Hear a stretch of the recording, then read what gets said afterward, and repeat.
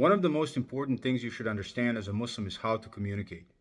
Communication is one of the most important things because it can be a difference between starting a conflict and resolving it. This is how important this is. It should come as no surprise that Allah told us in the Quran detailed instructions on how to do this. And I will tell you, for example, in the 17th chapter of Quran, verse 53, God says, "And say to my servants that they speak that which is best. Surely the devil, the shaitan, sows disagreements among them. Surely the devil is open enemy to man, to human beings." So as a Muslim, you have to say what is best because the devil is trying to introduce hatred and animosity between you and the person you are speaking to. Or in the 54th chapter of Quran, verse 34, God says, "Good and evil are not the same. Repel evil with what is better, then behold, look, he between whom and you there was hatred will become as if he was a close friend."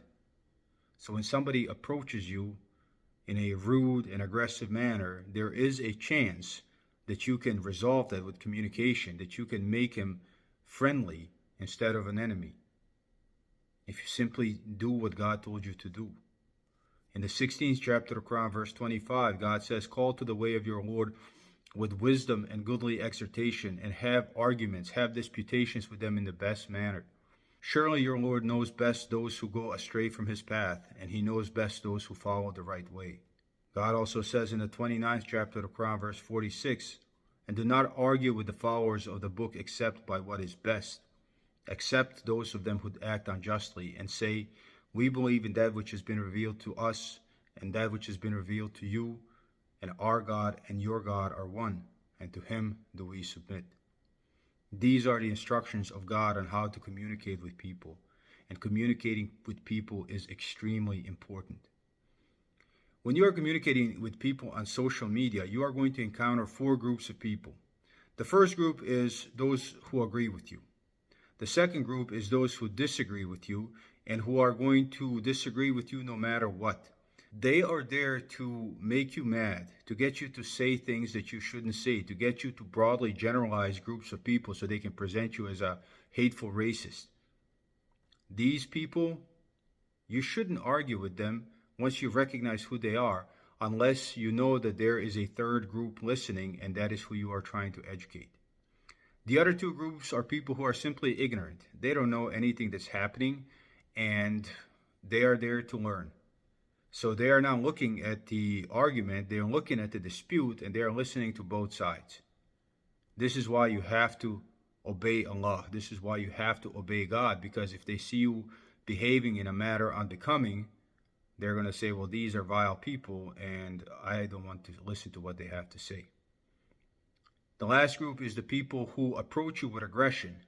They have been misinformed. They have been lied to by the people who hate you, who want to demonize you and dehumanize you, and they believe them, and now they are talking to you with aggression. But these people's minds can be changed because they are misinformed.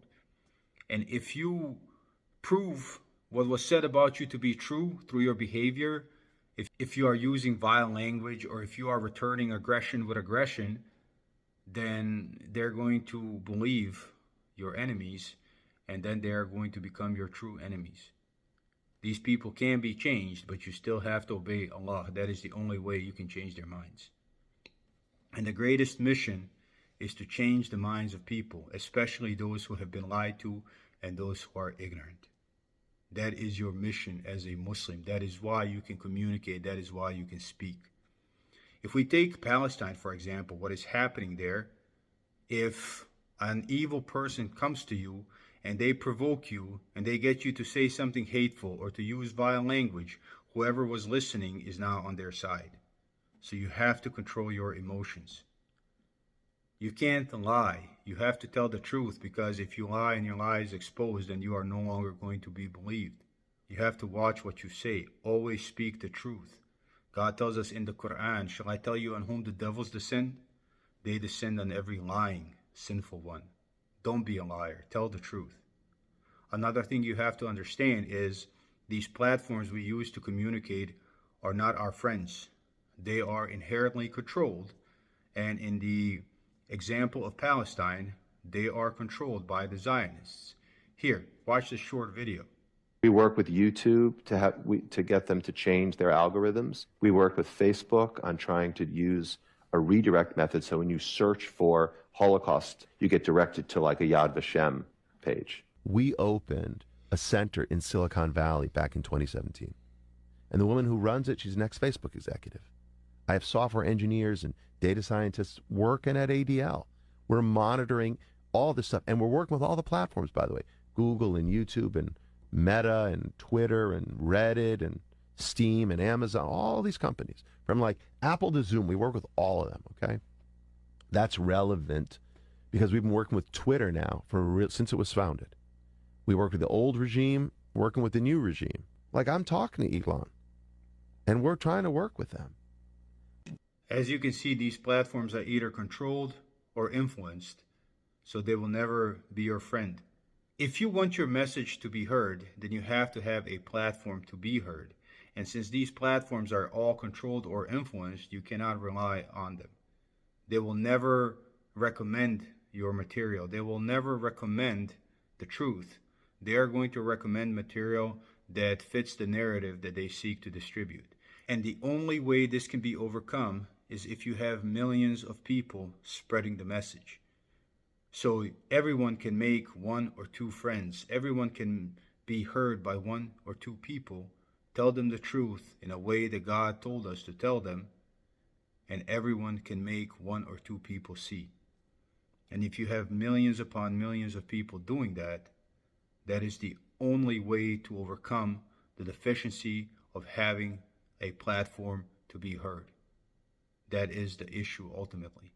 If you don't have a platform, and there is no way that we are going to build a platform where we are going to be heard by people that need to hear us, we need to continue to all participate and spread a message in a way that God told us to spread it. Spread the truth. Talk kindly. Talk patiently. Do not allow yourself to be provoked. This is your duty from God. This is your duty from Allah if you call yourself a Muslim.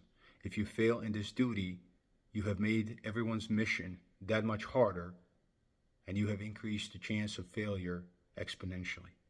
So do not think that this is a small thing.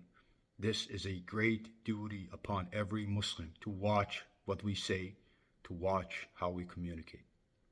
Peace be with you.